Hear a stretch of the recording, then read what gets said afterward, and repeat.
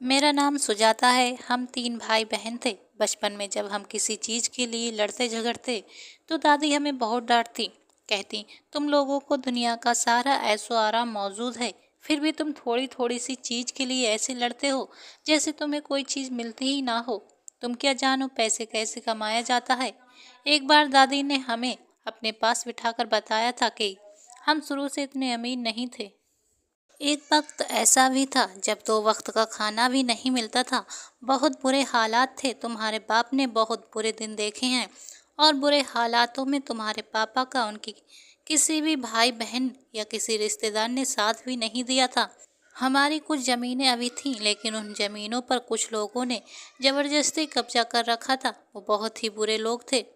जमीनों के लिए तुम्हारे पापा ने रिपोर्ट भी कराई, लेकिन किसी ने रिपोर्ट दर्ज नहीं की क्योंकि सब लोग आपस में मिले हुए थे। तुम्हारे पापा बार बार थाने के चक्कर लगाते रहे। एक बार तुम्हारे पापा थोड़े सख्त होते हुए तो पुलिस वालों ने कहा, रिपोर्ट दर्ज नहीं हो सकती। तुम्हें एक बार में समझ नहीं आता क्या तुम्हें अपनी जान प्यारी नहीं है। अपने बच्चों का मुंह देखकर तुम्हारे पापा खामोश हो गए, लेकिन फिर भी उन्होंने हिम्मत नहीं हारी थी। उन्होंने गांव के कुछ लोगों को इकट्ठा करके पंचायत इकट्ठी की और अपने जायज सबूत दिखाए। उन लोगों ने भी सबूत इकट्ठे कर रखे थे जिन्हें उन्होंने फर्जी बनवाया गया था। उन्होंने पंचायत के सामने रखे। जमीन के कागजात दोनों पार्टियों के पास थे। पंचायत क्या करती। फिर पंचायत ने कहा कि दोनों पार्टियों को आपस में मिल बैठकर कोई मशवरा कर लेना चाहिए, हो सकता है कोई बीच का रास्ता निकल आए। 10 दिन बाद पंचायत फिर से बैठेगी, तभी फैसला होगा। वो दिन हमारे लिए बहुत ही ज़्यादा तकलीफदेह थे। उस दिन एक वक्त की रोटी भी मिलना मुश्किल होता था। बस भगवान से दुआ करते थे कि काश हमारी ज़मीन हमें वापस मिल जाए और हमें ये मुसीबतें ख़त्म हो जाएं। सारी बातें कहते कहते दादी की आंखों में आंसू आ गए। मैंने दादी को चुप कराकर बोला, दादी आगे बताओ ना, फिर क्या हुआ। हमारी ज़मीनें हमें वापस मिल गईं। पंचायत का क्या फैसला रहा। दादी बोली, जब भगवान चाहे तो सब अच्छा ही होता है, लेकिन अगर हमारी किस्मत ही खराब हो तो सब कुछ बुरा होता है। बनते काम भी बिगड़ जाते हैं, लेकिन शायद भगवान की हम पर कृपा दृष्टि हो गई थी। क्यों नहीं, तुम्हारे पापा को उनके पुराने दोस्त मिल गए जो एक वकील थे।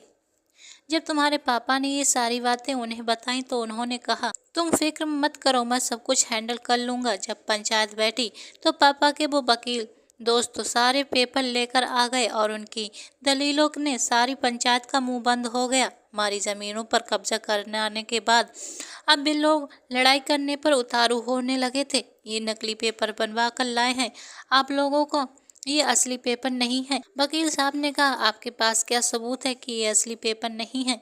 वकील साहब ने उन्हें अपनी बातों में ऐसा उलझाया कि उन्होंने अपने मुंह से खुद ही स्वीकार कर लिया कि असली पेपर तो हमने चुरा लिए थे। फिर आप असली पेपर कैसे ला सकते हैं।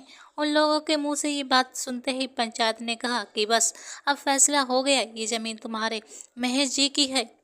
उसके बाद जमीनों पर कब्जा करने वाले लोगों को पुलिस के हवाले कर दिया गया। पंचायत के फैसले के बाद तुम्हारे पापा ने सारी ज़मीन बेच दी और यहाँ आकर रहने लगे। अपना घर बनाया और अपना छोटा सा कारोबार शुरू किया। और फिर भगवान की कुछ ऐसी कृपा दृष्टि हुई कि कारोबार चल निकला और हम अच्छे से ज़िंदगी बसर कर रहे हैं। इसलिए मैं तुम लोगों से कहती हूँ कि जो चीज़ आसानी से मिल जाए उसकी कद्र करो। ये मत सोचो कि ये चीज़ हमें इतनी आसानी से मिल गई है, उसकी कोई अहमियत ही नहीं है।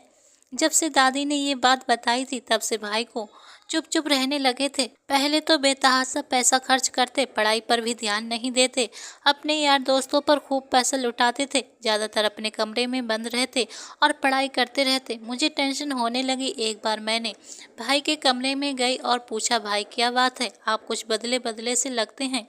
भाई ने मेरी ओर मुस्कुराते हुए देखा और बोले, हाँ मैं बदल गया हूँ। जब से मुझे दादी ने वो बात बताई कि किस तरह पापा ने संघर्ष करके ये पैसे इकट्ठा किया है, कितनी मुसीबतें उठाई हैं, तब जाकर ये ऐसा आराम हमें मिला है। पहले मुझे इस बात की कोई कद्र ही नहीं थी। मैं बस अपनी मस्ती में मस्त था, कभी ध्यान ही नहीं दिया कि पापा ने ये सब कुछ हासिल करने के लिए कितनी मेहनत की है, कितनी तकलीफ़ें उठाई हैं। लेकिन अब मुझे समझ आ गया है, इसलिए मैंने सोच लिया है कि अब मैं अपने पापा का सहारा बनूंगा। भाई की बात सुनकर मुझे बहुत खुशी हुई।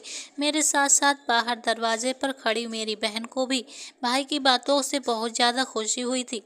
वो अंदर कमरे में आई और भाई के सर पर हाथ रखते हुए कहा, मुझे बहुत खुशी है कि तुमने वक्त रहते हालातों को समझा और खुद को बदलने का फैसला किया। घर में मेरी बड़ी बहन सीमा के रिश्ते की बात चल रही थी। पापा के दोस्त थे, उनका बेटा समीर दीदी से प्यार करने लगा था। काफ़ी दिनों से हमारे घर आना जाना भी था और आज उस रिश्ते को डन कर दिया गया था। घर में सब लोग बहुत खुश थे।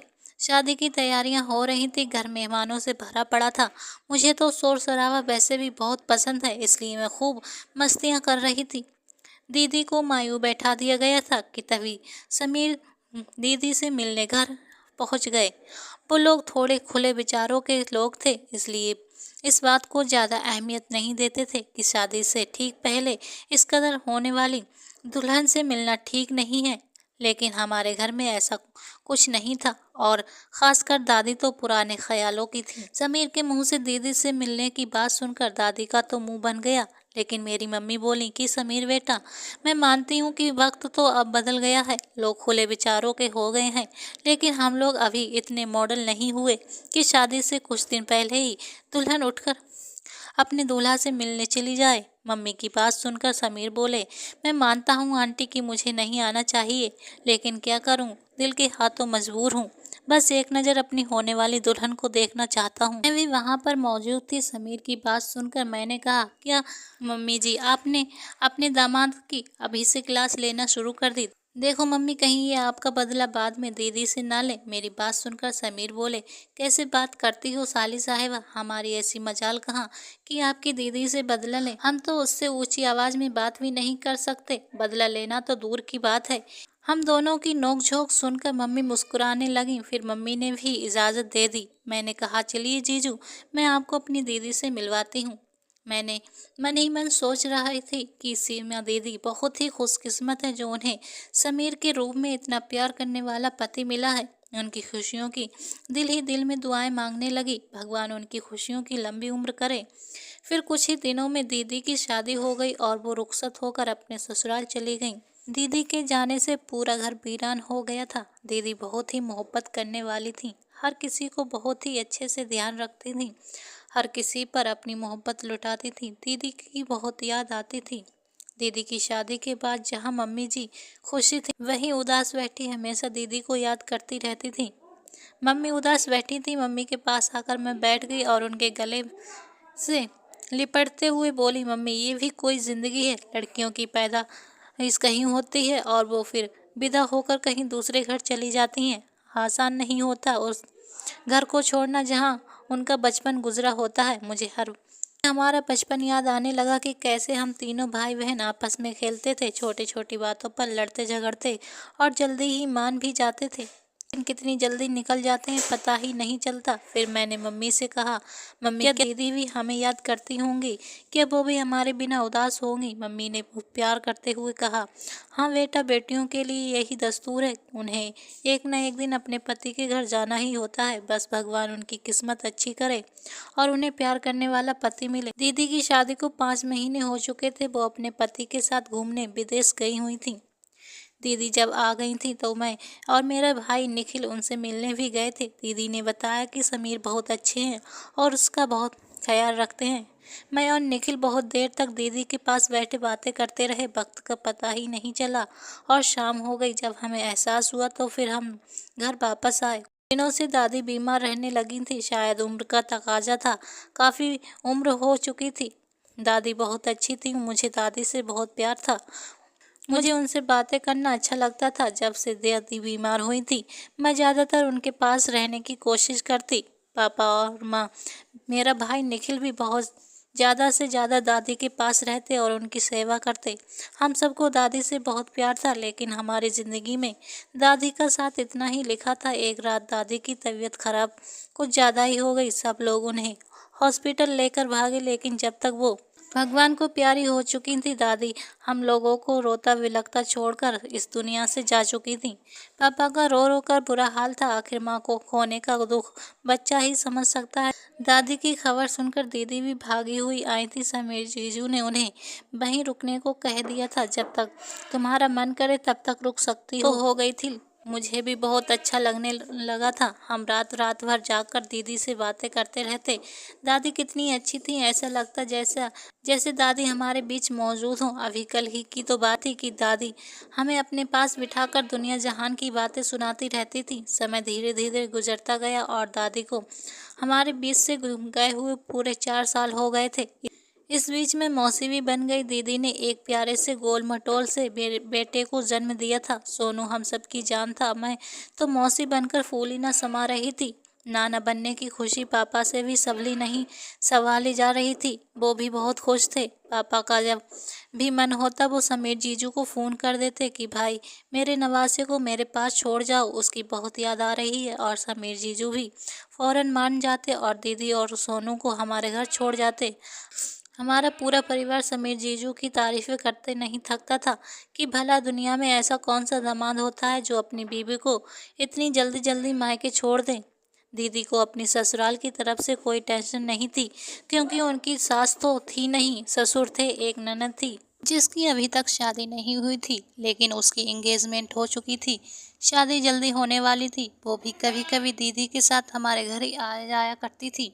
बहुत ही मिलनसार, बहुत ही अच्छी लड़की थी। दीदी के ससुर पापा के दोस्त थे, इसलिए वो भी जब हमारे घर आते हैं तो एक एक हफ्ते तक हमारे घर रुक जाते थे। हमारे दोनों परिवारों में खुशियां ही खुशियां थीं। लेकिन एक दिन हम पर कयामत टूट पड़ी जब दीदी का फ़ोन आया कि कृतिका अब इस दुनिया में नहीं रही। हम सब लोग हक्का बक्का रह गए थे, क्योंकि अचानक ये सब कैसे हुआ। उसकी तो शादी होने वाली थी, शादी की डेट भी फिक्स हो गई थी। समीर जीजू तो एकदम टूट गए थे। उनकी इकलौती बहन ने उनके हाथों में दम तोड़ा था। दीदी बहुत ज़्यादा रो रही थीं। उन्हें अपने ससुराल में एक छोटी बहन मिल गई थी जो उससे बहुत प्यार करती थी, और इस तरह उसका अचानक चले जाना दीदी पर कयामत गुजर गई थी। दीदी ने बताया कि कृतिका ने सुसाइड किया था। मैंने पूछा क्यों, उसकी तो शादी होने वाली थी और वो भी उसके पसंद के लड़के से। फिर ऐसा क्या हुआ जो उसको सुसाइड करना पड़ा। दीदी ने बताया कि बाकी सारी बातें तो पता नहीं, लेकिन शादी से 2 दिन पहले कृतिका का होने वाला पति हमारे घर आकर शादी के लिए मना कर गया था, और फिर शायद यही सदमा कृतिका बर्दाश्त नहीं कर सकी, इसलिए उसने सुसाइड कर लिया। कुछ और भी बात थी जो मुझे लगा शायद दीदी हम लोगों से छुपा रही है। मैंने भी ज़्यादा कुरेदा नहीं और चुप हो गई। धीरे धीरे सब कुछ और रूटीन पर आने लगा था। जाने वाले तो चले जाते हैं, लेकिन उनके पीछे अपनी ज़िंदगी को ख़त्म नहीं किया जा सकता। सब कुछ धीरे धीरे नॉर्मल हो गया था। सब लोग अपनी अपनी रूटीन पर लौट आए थे, लेकिन बहन के खोने का दुख समीर जीजू के चेहरे पर साफ दिखाई देता था। फिर इन्हीं दिनों पापा को मेरी शादी की जल्दी होने लगी। कहने लगे दोनों बच्चों के शादी के रिश्ते से फारिग हो जाएं, फिर हम दोनों तीर्थ यात्रा पर जाएंगे। मम्मी ने कहा इतनी जल्दबाजी किया है, पहले कोई अच्छा लड़का तो नज़र में हो। पापा बोले मेरी नज़र में एक अच्छा लड़का है, मेरे ही साथ काम करता है, बहुत ही मेहनती है। सिर्फ माँ और बेटे हैं, आगे पीछे कोई नहीं। लड़का बहुत मेहनती है, पढ़ा लिखा है, हमें और क्या चाहिए। मम्मी बोली लेकिन हम लड़की वाले हैं, इस तरह लड़के वाले से अपने मुंह से नहीं कह सकते कि हमारी लड़की से शादी कर लो। पापा बोले वो सब कुछ तुम मुझ पर छोड़ दो, मुझे पता है कि लड़का शादी के लिए राजी हो जाएगा, तुम बस शादी की तैयारियां करो। फिर पापा ने किसी तरह लड़के से बात कर ली। लड़का और लड़के की माँ दोनों शादी के लिए राजी थे। फिर चट मंगनी और पट ब्याह हो गया। जीजू दीदी को पहले ही छोड़ गए थे, कहा था मुझे कुछ काम है, शादी वाले दिन ही आऊँगा। मेरी शादी पर दीदी बहुत खुश थीं और अपने दिल के अरमान निकाल रही थीं। ठीक शादी वाले दिन भी जीजू भी आ गए। मेरी और नैतिक की शादी सकुशल संपन्न हो गई और मेरी विदाई का समय भी आ गया। लेकिन पता नहीं क्यों मुझे जीजू का कुछ परेशान लग रहे थे। विदाई के वक्त उन्होंने मुझे गिफ्ट दिया और कहा ये गिफ्ट तुम अपनी पहली औलाद होने पर खोलना। बहुत ज़्यादा हैरत हुई कि आखिर इस गिफ्ट में ऐसा क्या है जो अपनी औलाद होने पर ही इसे खोलूं, और वो भी अपनी पहली औलाद होने पर। फिर मैं विदा होकर ससुराल आ गई। उस गिफ्ट को मैंने स्टोर रूम में रख दिया। मेरी और नैतिक की शादी के शुरू के कुछ महीने तो बहुत ही खुशहाल गुजरे थे। नैतिक मेरा बहुत ही ध्यान रखता था, लेकिन धीरे धीरे मुझे लगने लगा था कि नैतिक एक अच्छा इंसान नहीं है। वो किसी न किसी बहाने मुझे मेरे माँ बाप के घर भेज देता है और अपनी कुछ न कुछ डिमांड पूरी कराता था। एक दो बार तो मैंने नैतिक की बात मान ली, लेकिन फिर मैंने धीरे धीरे उसकी बातों को मानना बंद कर दिया, क्योंकि मुझे अच्छा नहीं लगता था कि मैं अपने मम्मी पापा से अपने पति के लिए कुछ मांगूं। जब मैंने नैतिक की बातें मानने से मना कर दिया तो पहले तो उसने मुझे प्यार से समझाया, फिर सख्ती पर उतर आया। कहने लगा कि अपने बाप से कहो कि मुझे अपने बिजनेस में सेट कर ले। आखिर इतना बड़ा बिजनेस है, अकेले कैसे संभाल पाएंगे, और आखिर हमारा भी तो कुछ हक है उसके बिजनेस पर। मैंने नैतिक की बात को टालती रही और इसी बीच हमारा एक बेटा भी हो गया। जिंदगी की गाड़ी यूं ही चल रही थी और देखते ही देखते मेरा बेटा 2 साल का होने को आया था। आज उसकी दूसरी सालगिरह थी। किसी काम से स्टोर रूम में आई तो जीजू के दिए हुए गिफ्ट पर मेरी निगाह पड़ी। बहुत ही उत्सुकता से मैंने वो गिफ्ट खोला। वैसे तो जीजू ने कहा था अपनी पहली औलाद होने पर ही इस गिफ्ट को खोलना, लेकिन मैं भूल गई थी और मेरा बेटे को 2 साल का भी हो गया था। जैसे ही मैंने वो गिफ्ट खोला मेरे सर पर तो आसमान गिर पड़ा। मैं गिफ्ट फेंक कर जल्दी से भागती हुई कमरे में आई और अपने बेटे को उठाकर फौरन अस्पताल भागी। बच्चे का चेकअप कराया। बच्चे की जो रिपोर्ट सामने आई उसे देखकर मेरी रूह कांप गई। डॉक्टर ने बताया कि तुम्हारा बच्चा एक हिजड़ा है। मेरी तो दुनिया ही उजड़ गई। अपने घर जाकर सबसे पहले मैंने जीजू को फ़ोन किया, गिफ्ट उठाया और अपने माँ बाप के घर आ गई। मैंने दीदी और जीजू को फ़ोन किया और उन्हें घर आने को कहा। मेरे इस तरह अचानक से फ़ोन करने पर दीदी बहुत ज़्यादा घबरा गई थी। फ़ौरन ही वो जीजू को लेकर हमारे घर आ गई और मैं रोते हुए दीदी से लिपट गई थी। मैंने कहा, जीजू आपने मेरे साथ इतना बड़ा जुल्म क्यों किया? आपने अपनी बहन की मौत का बदला मुझसे क्यों लिया? मैंने आपका क्या बिगाड़ा था? ये बात आप मुझे शादी से पहले भी बता सकते थे। जीजू की आंखों में आंसू आ गए थे।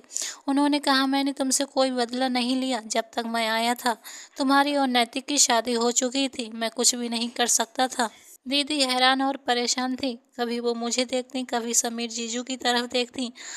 आखिर जीजी बोली, मुझे भी तो कोई बताओ आखिर हुआ क्या है। फिर मैंने दीदी को बताना शुरू किया कि दीदी, समीर जीजू ने जो मुझे गिफ्ट दिया था वो मैंने आज खोलकर देखा तो उसमें एक कैमरा था और ये लेटर रखा था। लेटर में लिखा है कि तुम्हारी औलाद एक हिजड़ा होगी। लेटर पढ़ते ही मैं अपने बच्चे को अस्पताल लेकर भागी थी और अस्पताल में डॉक्टर ने चेकअप करने के बाद बता दिया है कि हाँ, वाकई मेरा बच्चा एक हिजड़ा है। जीजू ने ये लेटर मुझे शायद इसलिए लिख दिया था क्योंकि शायद जीजू को अपनी मरती हुई बहन की बद्दुआ पर पूरा यकीन था। कृतिका ने मरते टाइम नैतिक को बद्दुआ दी थी कि तुम्हारा पूरा वंश खत्म हो जाएगा, कोई तुम्हें पानी पिलाने वाला भी नहीं होगा, तुम्हारी औलाद हिजड़ा पैदा होगी।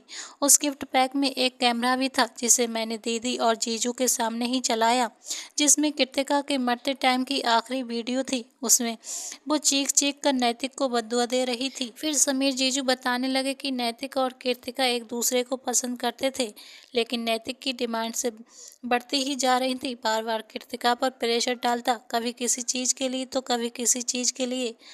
एंड शादी के टाइम उसने कृतिका से कहा, मुझे गाड़ी के पैसे अभी कैश में चाहिए। कृतिका ने मना कर दिया क्योंकि वो पहले ही बहुत ज़्यादा परेशान हो चुकी थी नैतिक की डिमांड को पूरा करते करते। और फिर इसी बात से गुस्सा होकर नैतिक ने कृतिका को धमकी दे डाली कि मैं तुमसे शादी नहीं करूँगा। नैतिक की बात सुनकर कृतिका ने कहा कि तुम मुझसे शादी क्या नहीं करोगे, मैं ही तुमसे सारे रिश्ते खत्म करती हूँ। कृतिका की बात सुनकर नैतिक बौखला गया और उससे पहले कृतिका की तरफ से इनकार उसके घर पहुंचता, नैतिक खुद ही कृतिका के घर आ गया और उसने सबके मेहमानों के बीच में शादी न करने का ऐलान कर दिया। सारे मेहमानों में बातें होने लगी कि आखिर ऐसी क्या बात हो गई जो दूल्हा खुद ही शादी करने के लिए मना कर रहा है। जब कृतिका ने उसकी पोल पट्टी खोलना चाही, इससे पहले ही नैतिक ने कृतिका पर एक ऐसा इल्ज़ाम लगा दिया जिसे सुनकर कृतिका कुछ बोल ही नहीं पाई थी। नैतिक ने कहा कि समीर, पहले अपनी बहन की जांच कराओ, उसकी डॉक्टरी जांच कराओ, क्योंकि तुम्हारी बहन तो लड़की है ही नहीं, वो एक हिजड़ा है और एक हिजड़े से कोई लड़का शादी कैसे कर सकता है। नैतिक की बात सुनकर जहाँ समीर सन्नाटे में आ गया था, वहीं कृतिका भी दिल थाम कर बैठती चली गई थी। सारे मेहमानों में बातें हो रही थी और इधर उधर की बातों से परेशान होकर कृतिका ने सुसाइड किया था, क्योंकि लोगों की जबान तो नहीं पकड़ी सकते। हर किसी के मुंह पर यही था कि जरूर कृतिका में कोई कमी है।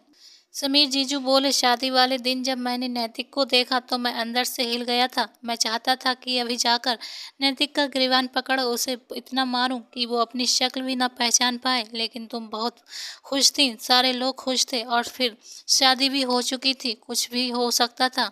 मैंने अपनी दीदी की तरफ देखा और कहा, दीदी ये सब बातें आपको भी पता होंगी, फिर आपने मुझे क्यों नहीं बताया? आपने भी तो नैतिक को पहचान लिया होगा कि कृतिका की जिंदगी करने वाला यही नैतिक था। दीदी रोते हुए बोली, हाँ सुनैना, मैंने उसे पहचान लिया था, लेकिन जब वो बारात लेकर आया था तब उसके चेहरे पर सेहरा पड़ा हुआ था, तब मैंने उसे नहीं देखा था। तुम्हारे साथ फेरे लेते हुए मैंने उसे देख लिया था, लेकिन तब तक बहुत देर हो चुकी थी। लेकिन फिर भी मैंने कुछ कहने के लिए मुंह खोला ही था कि समीर ने मुझे रोक दिया। समीर को लगा कि शायद नैतिक अब सुधर गया है, क्योंकि नैतिक ने दहेज लेने की कोई डिमांड नहीं रखी थी। मैंने नैतिक का घर हमेशा हमेशा के लिए छोड़ दिया था। मुझे डर था कृतिका की बददुआ पीछा नहीं छोड़ेगी, हमारी और औलादें भी ऐसी ही होंगी। नैतिक को अपनी गलती पर कोई पछतावा नहीं था। जो मैंने ये सब कुछ उसे बताया तो उल्टा मुझ पर ही सवार हो गया। मैंने भी ज़्यादा बहस नहीं की और हमेशा हमेशा के लिए नैतिक के घर को छोड़ दिया। मेरा बेटा कुछ ही समय तक मेरे साथ रहा और फिर वो भी भगवान को प्यारा हो गया। अब मेरी ज़िंदगी में बस एक खालीपन है। खुद को हमेशा बंद कमरे में रखती हूँ, बहुत कम बाहर निकलती हूँ। मेरे साथ हुए हादसे से मम्मी पापा भी बहुत परेशान हैं। मेरी तो हालत का जिम्मेदार वो पापा खुद को मानते हैं, लेकिन मैंने पापा को समझाया कि पापा इसमें आपकी कोई दोष नहीं है, जो किस्मत में होता है वही होकर रहता है। मम्मी पापा चाहते हैं कि मैं दूसरी शादी कर लूँ, लेकिन मैं मम्मी पापा को मना कर दिया है कि ज़िंदगी का मकसद सिर्फ शादी नहीं है। मैंने तो एनजीओ ज्वाइन कर लिया है, जहां मैं गरीब बेसहारा लड़कियों की सहायता करती हूं और मुझे ये सब काम करके बहुत अच्छा लगता है। मेरे दिल को सुकून मिलता है।